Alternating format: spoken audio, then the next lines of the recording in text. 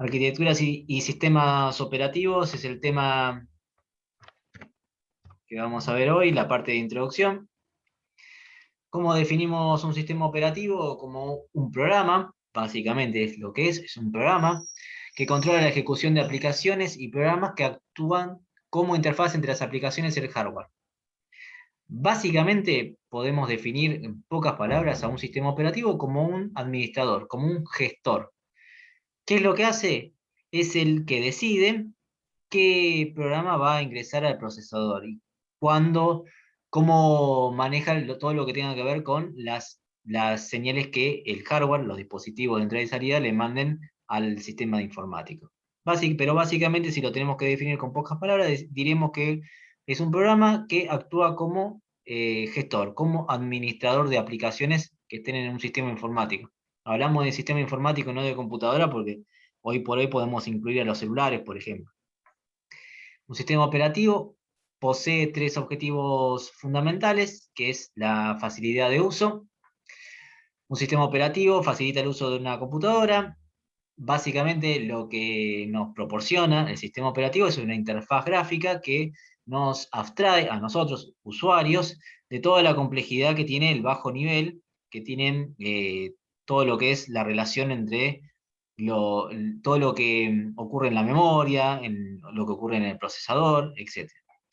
Un sistema operativo tiene que ser eficiente al momento de administrar los recursos. ¿Qué quiere decir eficiente? Que es una palabra distinta a lo que es la eficacia. Algo es eficiente, algo es eficaz cuando cumple con el objetivo. Si yo quiero hacer algo y cumplo y lo resuelvo, ahí estoy siendo eficaz. Voy a ser eficiente cuando, además de cumplir con mis objetivos, lo haga en el menor tiempo posible, utilizando la menor cantidad de recursos posibles. El tiempo puede ser un recurso. Entonces, no queremos que el sistema operativo sea eficaz. Se busca que un sistema operativo sea, además de eficaz, eficiente. O sea, que cumpla con los objetivos, que administre, pero que lo haga con el menor recurso posible. Un sistema operativo tiene otro objetivo, que es que tiene que tener la capacidad de evolucionar. Se debe construir de tal forma que puedan desarrollar, probar e introducir nuevas funciones en el sistema sin interferir con su servicio. Es decir, no tenemos que crear un sistema operativo para cada aplicación nueva que se incorpore. Nosotros tenemos que tener un sistema operativo que sea capaz de evolucionar y soportar nuevas aplicaciones o nuevo hardware que ingresen en el sistema informático. Además, tenemos que tener en cuenta que una computadora, o sea, una computadora y un sistema operativo tiene que estar uno a la altura del otro. No tienen que ser, se dice, compatibles. No podemos tener un sistema operativo viejo en una PC moderna, no nos serviría de nada. Lo mismo que tener un sistema operativo moderno en una PC vieja. Fíjense que a muchas, a lo mejor a ustedes como usuarios les ha pasado en algún momento que si están acostumbrados mucho a utilizar un sistema operativo, un Windows viejo, sale uno nuevo, pero no lo quieren porque todavía no se adaptan, o están muy acostumbrados a trabajar con el anterior, se compran una computadora nueva y dicen, bueno, pero instalan el sistema operativo que tenía antes porque la verdad me resultaba muy cómodo. Bueno, eso no sirve demasiado porque la computadora y el sistema operativo tienen que estar uno a la altura del otro, tienen que ser compatibles. A partir de estos tres objetivos que les mencioné, tenemos dos funciones principales. Una es que el sistema operativo tiene que ser una máquina extendida. Después voy a hacer un poquito más de hincapié en esto que es la máquina extendida. Se encarga de presentar una interfaz agradable para el programador u operador por medio de archivos, ocultando las peculiaridades del hardware como las interrupciones, administración de memoria, temporizadores y otras funciones de bajo nivel. Después vamos a, otra vez de nuevo, a hacer hincapié en esto que les estoy hablando, sobre todo el tema de temporizadores, las funciones de bajo nivel, las interrupciones, qué quiere decir cada una de esas cosas. Y a su vez, un sistema operativo tiene que ser un controlador de recursos. Dice, un controlador de recursos consiste en efectuar un reparto ordenado y controlado de los procesadores. Generalmente tenemos un solo procesador, ¿no? Pero bueno, acá habla de procesadores, puede llegar a haber más de uno. Memoria, dispositivo de entrada y salidas entre diversos programas que compitan por él. También se mantiene al tanto de quién está usando qué recurso, concede solicitudes de recursos, media entre las solicitudes de programas y usuarios que entren en conflicto. ¿Qué quiere decir esto? Que los programas entren en conflicto. Bueno, Algo que les voy a decir, que a lo mejor les parecerá un poco chocante, pero por ahora, siendo la primera clase de esta materia, quédense con esto. Un procesador, una computadora, que generalmente las computadoras que seguramente ustedes están manejando tienen un solo procesador, puede tener dentro suyo un solo programa a la vez. Se puede ejecutar en un procesador un solo programa a la vez. Obviamente, fíjense que nosotros estamos utilizando varios programas. En este preciso momento estamos, Zoom es un programa, no sé, yo tengo un PowerPoint, por ejemplo, tengo el navegador abierto, son varios programas, pero solamente puede estar uno solo en el procesador. Bien, esto quiere decir que hay muchos programas que están compitiendo para entrar allí. Bueno, esta materia básicamente se va a tratar de saber cómo tenemos que gestionar esta competencia que hay entre los distintos programas que cualquier usuario abre al momento de utilizar un sistema de información. ¿Cómo hacemos para que solamente uno a la vez esté dentro del procesador? Pero quédense tranquilos, por ahora no se asusten, esto pasa, esto es así, y ya veremos cómo solucionar, cómo haremos nosotros para, desde el lado de la programación, solucionar este conflicto en el cual entran distintos programas que quieren utilizar el procesador. ¿Qué pasa? Imagínense también otra cuestión. Supongamos que tenemos nosotros, ¿cómo hace el sistema operativo para gestionar esto? Bueno, tiene que tomar decisiones. Esas son decisiones que el sistema operativo toma a partir de los programas que quieran competir por ingresar al procesador. Como les decía hoy, supónganse que nosotros tenemos tres programas. Uno que tiene 10 líneas de código, el segundo programa tiene 8 líneas de código, el tercero 2 líneas de código. Los tres quieren ingresar al procesador, pero yo les había dicho que uno de los objetivos del sistema operativo era que sea eficiente. ¿Qué pasa? Si el sistema operativo dice, bueno, yo lo voy a gestionar de una forma eficaz de gestionar tres programas con esta cantidad de líneas de código, como les dije, entrando al procesador, sería, bueno, que pase primero que first in, first out, primero que llega, entra al procesador, el segundo, el tercero. Bien. Otro sistema operativo que trate de ser un poquito más eficiente va a decir, bueno, no, pará, que ingrese el primer programa, perdón, por ahora el programa. Sí, ya vamos a ver de eso. Que ingrese el primer programa, que ejecute dos líneas nada más, salga, que ingrese el segundo, ejecute dos líneas, y que ingrese el tercero y que ejecute dos líneas. En la segunda vuelta, el primer programa vuelve a ejecutar la línea 3 y 4, el segundo la línea 3 y 4, y el tercero ya no tiene que estar. Ya está, ya salió, ya no compite más. Entonces volvemos de nuevo con el primero y el segundo programa y nos quedamos con ellos dos. Y el tercero no hace falta que siga estando en la memoria, porque un programa antes de estar en el procesador tiene que estar en la memoria principal. Entonces, por lo tanto, esto podría llegar a ser mucho más eficiente en cuanto a los recursos eh, que pase uno, que pase el otro y que pase el otro. Bueno, estas son decisiones que se toman y esto lo hace a través de distintos algoritmos. Recién un compañero puso en el chat FIFO. Bueno, ese es uno de los algoritmos que se pueden llegar a utilizar. Hay otros algoritmos que ustedes a lo mejor ya conocen, pero vamos a ver nuevos para poder determinar cómo es que los programas se reparten el uso del procesador. Una pregunta, profe. Sí. Por ejemplo, ¿estos algoritmos los aplica siempre la compu o los programadores especifican para cada programa cuál aplicar? No, pues eso Entonces, lo hace el sistema operativo.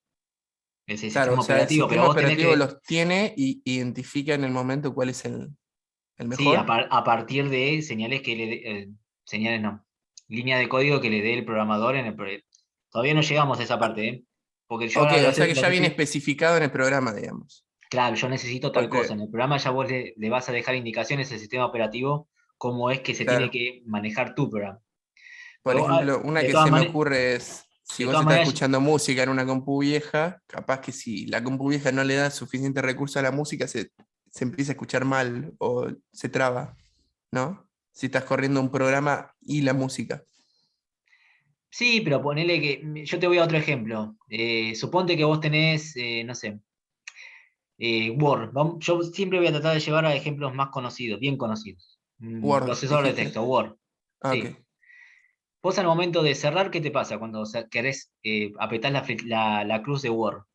Te Si pregunta, ¿estás seguro? estás seguro de que querés cerrar o querés guardar este programa, Sí, no, cancelar. Bien. En ese momento, es más, yo le voy a contar algo, ¿no? Para el sistema informático, el usuario, nosotros somos extremadamente lentos. O sea, somos muy lentos. Esa decisión que tenemos que tomar cuando, por ejemplo, apretás la cruz de Word, que se cierra y te preguntan de que estás seguro de que querés cerrar o desea guardar o desea guardar los últimos cambios, hasta que apretás sí, no, cancelar, en ese momento es como que hay como un bache donde en el procesador podría llegar a ingresar otro programa y seguirse ejecutando, porque seguramente si vos querés cerrar este es porque querés irte a otro lado, querés seguir haciendo otra cosa. Bueno, esa es una de las decisiones que, por ejemplo, en el programa uno puede decir, bueno, cuando yo aprieto, cuando pasa esto, que es que el usuario se está retirando, deja tranquilo, andate para otro lado. Total, el usuario va a ser lento. Por más que a ustedes no les parezca que son lentos, pero para un sistema informático no Ah, somos ok. bastante lentos. Ajá, andate para otro lado, tranquilo. Porque acá, hasta que este se decida si quiere cerrar, guardar o Pero cancelar, eso está programado en el Word, digamos. eso está programado dentro del lenguaje de Word, sí, por supuesto. Ok. Y Por eso eso es mi pregunta era si ya venía en el sistema operativo toda esa información de cuándo con cada no, programa o lo...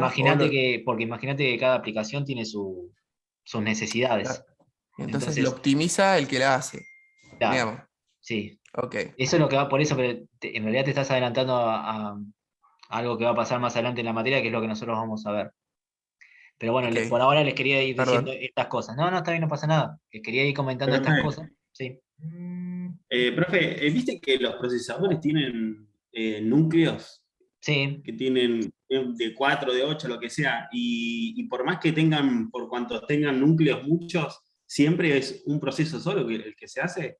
Digamos, no es que si tengo 4 núcleos puedo hacer 4 procesos a la vez, por o cosas así, procesador se siempre. puede hacer pero bueno, ya lo vamos a ir viendo todo eso, ¿eh? Sí, pero por Sí, procesador puede bueno, ingresar un la solo pregunta es, proceso. Pero por procesador puede ingresar un solo proceso y se puede ejecutar un solo proceso. Por ahora quédense con eso. Ya lo vamos a ver todo eso, ¿sí? De hecho, hay puede un ser. dual core. A lo mejor uno de ustedes tuvo un dual core.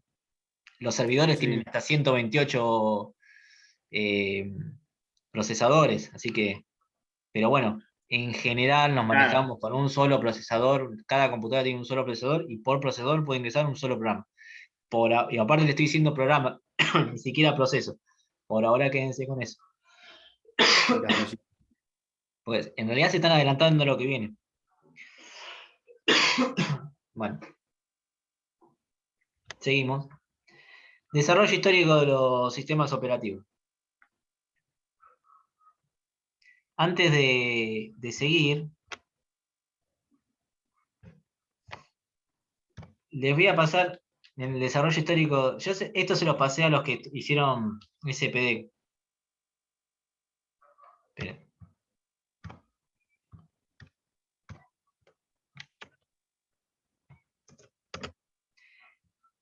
Si alguno quiere mirar ese video que termino de pasar, si no se lo paso yo.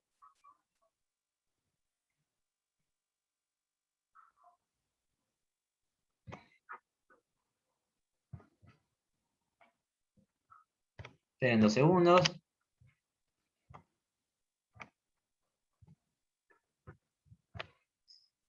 Les voy a pasar un videito que tiene mucho que ver con esto que vamos a ver hoy.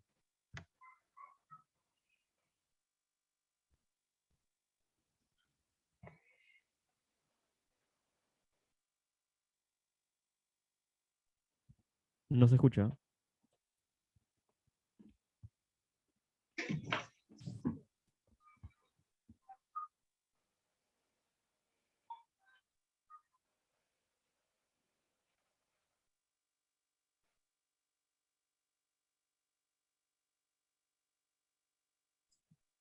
No se escucha, profe.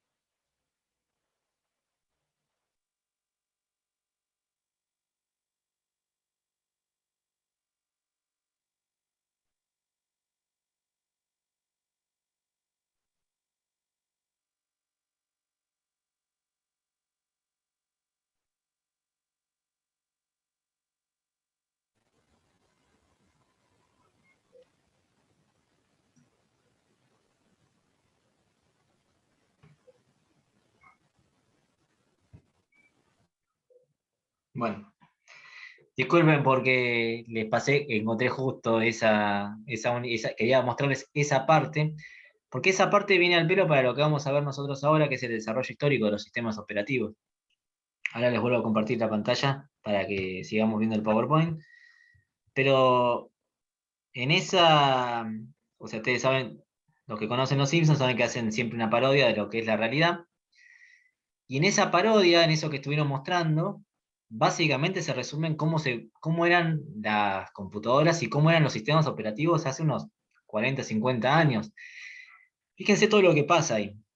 Primero, cuando Apu va a estudiar en el MIT, me imagino que conocen, lo que es un instituto el más prestigioso que hay, uno de los más prestigiosos del mundo, donde se estudia tecnología, donde tranquilamente si viviesen en Estados Unidos podrían ir a estudiar programación.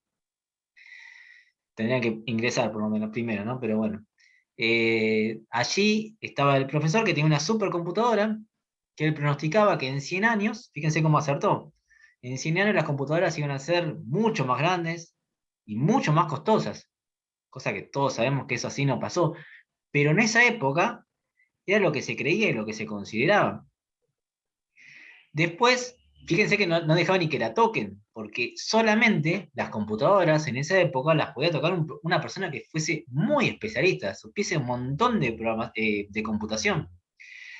Al principio, antes de esas computadoras, los programadores, o sea, ustedes, si tuviesen que haber estudiado programación en esa época, en la década del 40 más o menos, ustedes lo que hubiesen hecho no hubiesen escrito código, hubiesen agarrado cables y hubiesen ido de un lugar a otro conectando esos cables. Básicamente era la tarea del programador, conectar cables. Eso fue una primera generación. Un detalle, para lo que también lo dije el cuatrimestre pasado, pero los que no han estado, se lo digo este cuatrimestre. Nosotros nos basábamos, de nuevo, esto ya lo dije al principio, en el libro de Stanley. Ese libro considera que hubo 4 generaciones de computadoras. Si ustedes buscan por otro lado, van a encontrar. No, en esa época no, ¿eh? Después las computadoras se consideran las computadoras personales entre la tercera y cuarta generación. IBM fue la que sacó la primera. Eh, a lo que voy es, si ustedes leen la bibliografía, dice que la primera generación fue entre 1945 y 1955. Insisto, los programadores eran personas que eh, unían cables, básicamente, iban de un lugar a otro, y era únicamente ellos lo que lo podían utilizar. Pero lo que me refería era que en esa época, eh, no piensen que, por ejemplo, ustedes, miren, voy a pasar a compartir pantalla si lo vemos mejor. Acá dice, la primera generación fue de 1945 a 1955. Eso no quiere decir que cuando pasemos, por ejemplo, a la segunda generación de computadoras en 1955, en 1960 podría seguir existiendo una máquina de la primera generación. Lo que pasa que lo que cambia la generación de computadoras no es el año, sino es la tecnología, la parte electrónica que se había descubierto. Esa parte electrónica de lo que posibilitaba transformar la generación de computadoras. En esa segunda generación aparecen lo que son los transistores y los sistemas por lotes.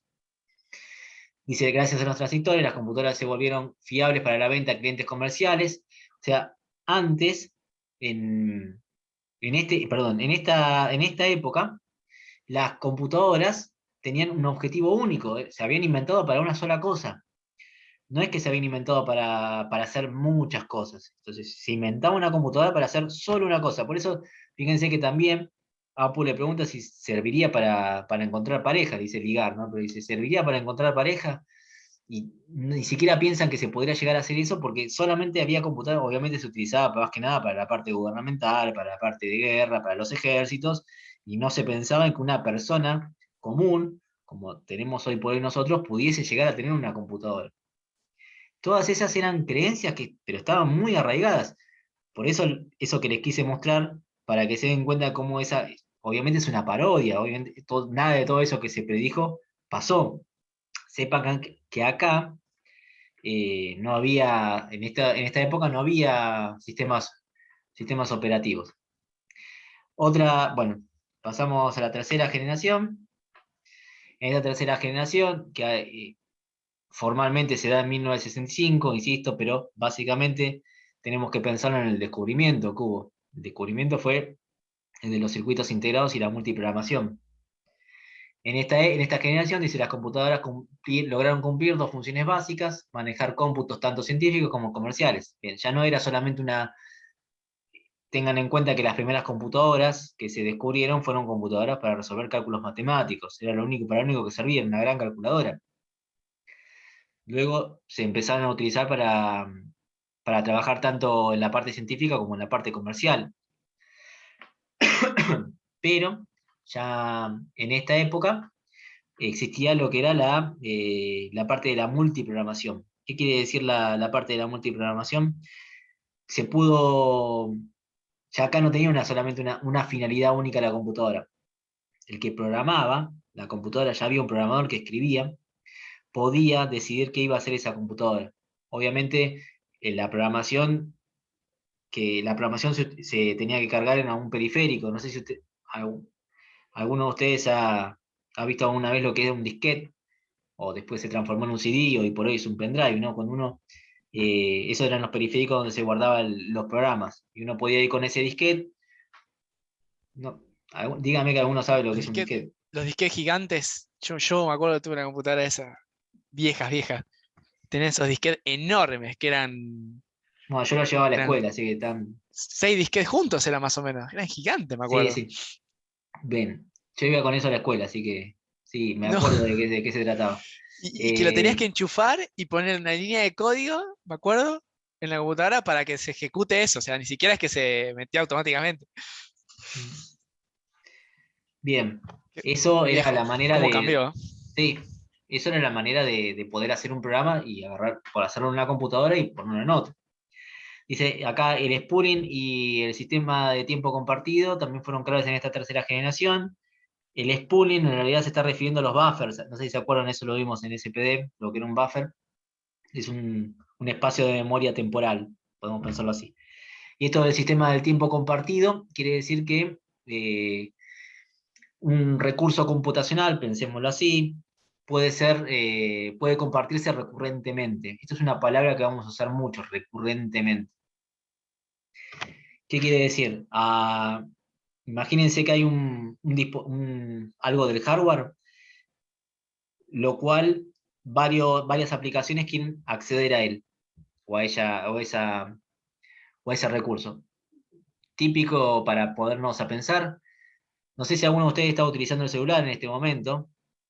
Yo, por ejemplo, si estoy usando el celular y estoy usando la cámara de Zoom, por ejemplo, no puedo...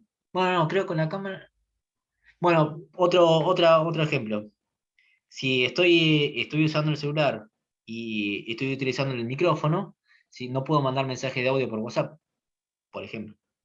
No sé si lo han intentado hacer alguna vez, pero si usan Zoom, que obviamente están usando el micrófono, no van a poder mandar audios por WhatsApp. ¿Por qué es esto?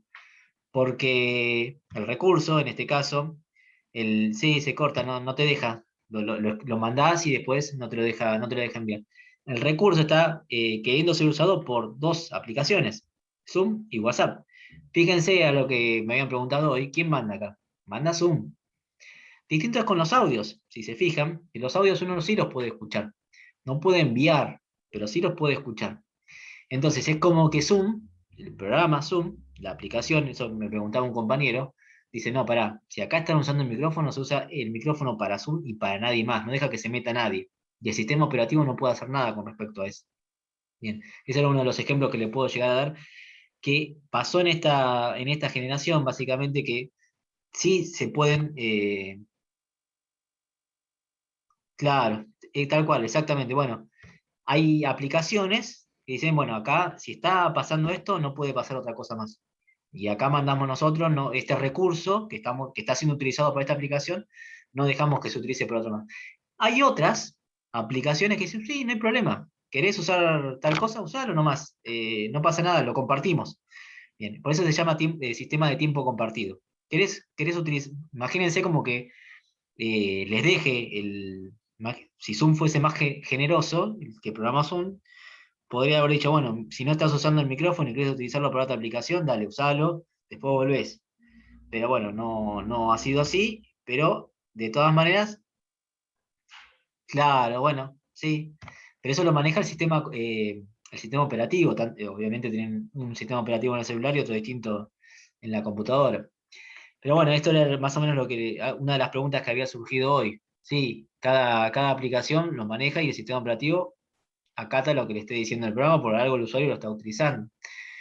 En este caso, de estas computadoras ya habían llegado a la Argentina. La Commodore 64 me parece que fue la computadora que llegó, y son las más representativas de esta época.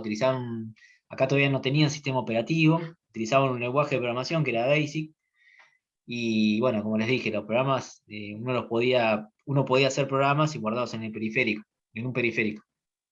Lo que pasaba, como les dice acá, la memoria se dividía en varias partes, entonces por eso podía haber más de un programa utilizándose en la misma computadora. No eran para una única tarea creadas las computadoras y podía haber la multiprogramación. Esto es importante.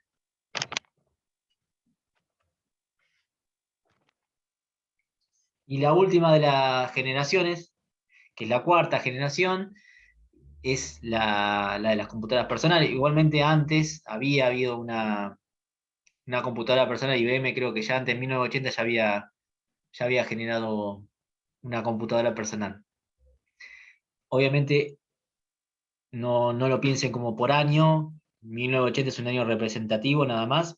En 1980 y pico podía seguir existiendo computadoras de la tercera generación, pero la tecnología con la que fueron creadas, obviamente los circuitos integrados o chips, que es lo que figura acá, es lo que le da a la creación de la computadora una nueva generación. Hasta acá nos quedamos, son todas las generaciones que se han dado hasta el momento. Seguramente con nueva tecnología habrá nueva generación de computadoras y todo lo que tengamos quede obsoleto. Ya casi, obviamente, aparecen los sistemas operativos, que inicialmente, obviamente, siguen siendo programas, pero Windows era un programa. No era un sistema operativo. Windows 1, 2, 3, y tuvo Windows 1, 2, 3, 3.1, 3.2 me parece, y ya después, no sé si hubo un 3.3, pero ya después creo que pasó a Windows 95, que Windows 95 fue el primer sistema operativo de Windows. Antes era un programa que lo único que daba, hacía de interfaz gráfica para los archivos, pero después se empezaron a crear nuevas aplicaciones que requerían de esa interfaz gráfica de Windows para que sea más cómodo de utilizar. O sea, las nuevas aplicaciones que se crearon posteriormente decían, bueno, pero si aprovechemos de esto que nos está dando Windows, esta interfaz gráfica, y usémoslo para nuestro beneficio. Piensen en eso nada más, fue tan importante la creación de Windows nada más que por la interfaz gráfica que daba para los archivos. Uno cuando quería acceder a un archivo, lo tenía que hacer por consola, tenía que saber la dirección. Es muy parecido a lo que nosotros hacemos hoy con Internet. Nosotros queremos ir a una página de Internet y lo que tenemos que hacer es colocar su dirección. Obviamente cuando ingresamos a la dirección general, después podemos ir cliqueando en distintos lugares para ir viendo las demás direcciones. Pero piensen lo siguiente, si nosotros tuviésemos los archivos, para ingresar a los archivos tendríamos que conocer toda la sintaxis y la ubicación exacta. Y eso teníamos que tenerlo todo anotado porque en realidad era muy difícil acordarse de todas las direcciones de los archivos, dónde estaban ubicados los archivos dentro de la computadora. Bueno, sí, el MS-DOS obviamente fue uno de los primeros y en esa época sí, se utilizaba eso. Uno tenía que escribir. No me acuerdo si se escribía C, dos puntos, barra, barra, y tenía que empezar a escribir el nombre del archivo. Después .exe tenía que poner para que fuera ejecutable. Y, y una vez que lo ubicaba iba apareciendo ese archivo. Pero bueno, es algo tan complejo para esa época y algo tan sencillo para nosotros que es dirigirnos con el mouse a donde está un archivo, cliquear ahí y que abra. Bueno, todavía se siguen utilizando de todas maneras eh, los sistemas operativos que son tipo consola, tipo DOS, o sea, sobre todo para los servidores. No tiene ningún sentido que un servidor tenga una interfaz gráfica agradable al usuario, porque no tiene sentido, básicamente. Eh, los servidores sí siguen utilizando tipo sistemas operativos tipo consola. Ubuntu Server, Debian para server, me parece que son, creo que Linux también tiene una versión, creo que se llama consola, son recreativos los de Linux, para poder hacer, para los servidores. Pero bueno, es eso lo que hay hasta el momento. Obviamente cuando decía, es posible que una nueva generación de computadoras llegue a partir de la física cuántica, de las computadoras cuánticas, aquellas donde ustedes saben lo que es un bit puede valer 1, puede valer 0, no puede valer las dos cosas. En una computadora cuántica, que es algo que se está desarrollando, un bit puede valer 1 y 0, no 1 o 0. Cuando se termine de desarrollar eso, seguramente pasaremos sí, pasaremos a una nueva generación de computadoras. Obviamente con otro tipo de tecnología, con otro tipo de lógica informática allí dentro, con muchísima más velocidad, pero bueno, hasta que eso no llegue, nos quedamos con la cuarta generación. Insisto, esto es lo que propone el autor, William Stanley, en el libro de sistemas operativos, quinta edición. Es posible y probable que si ustedes buscan, por otro lado, otra bibliografía, encuentren hasta 6, 7 generaciones. Insisto, nosotros nos basamos en ese libro, por eso es que nos quedamos acá con estas 4 generaciones. ¿Alguna pregunta, duda hasta el momento? Edu, a mí me quedó una duda del principio. ¿Puede existir un programa que no intermedie con el sistema operativo? O sea, todos imagino que ya por el hecho de Y, pero, instalarlo ya está, y o sí, de ejecutarlo, o... y lo que pasa es que no tendría, no sé, estoy pensando en la BIOS. Lo único que se me ocurre es la BIOS, sí, que es lo primero que se ejecuta cuando uno prende la computadora. Sí, puede ser la BIOS, pero no sé si vos te referís a eso, No, no sé programas si estás como refiriendo a los la BIOS. típicos. No, Y lo que pasa es que no tendrías interfaz, tendrías que ser un programa por consola. Y los programas que ustedes ejecutan en C no necesitan de sistema operativo. Algo que te resuelva una suma, por ejemplo. Ingreses dos variables y te lo sume. pero está instalado en la compu. Sí, sí, pero imagínate, obviamente que ustedes lo ejecutan en un compilador, etcétera, etcétera, ¿no? Pero si eso lo pudieras armar en... No, pero no. Siempre le vas a necesitar algo. Siempre vas a necesitar un sistema operativo. En realidad es que ya viene armado todos los lenguajes, de hecho vienen para ser utilizados con un sistema operativo. Es como que demasiado renegado para no querer utilizarlo. Pero sí estaba pensando en la BIOS, por ejemplo, que se ejecuta, si es cuando vos prendés la computadora, lo primero que arranca es la BIOS. Pero no sé si hay algún programa que vos Yo lo puedas. tenía entendido que la BIOS era parte del sistema operativo, o no. No, es lo primero, es lo que le da las primeras señales para poder para poder arrancar a la computadora. BIOS es Ah, claro, es la parte de la electrónica, digamos. sí, es el microchip. Si desarmás una computadora es un chip. Ah. Bueno, Bien. no, eso, Edu, de curiosidad nada más. No, sinceramente no lo sé. Lo estaba pensando mientras me lo estabas preguntando. Eh, Tendríamos que averiguarlo, podríamos googlearlo y averiguarlo entre todos, pero no, sinceramente no lo sé. No se me ocurre por qué, cuál sería el fundamento, el objetivo de hacer eso. Ya te digo, del primer momento donde se crearon los sistemas operativos fue para eso, para que los demás programas puedan ejecutarse sobre ellos. Bien, dejo de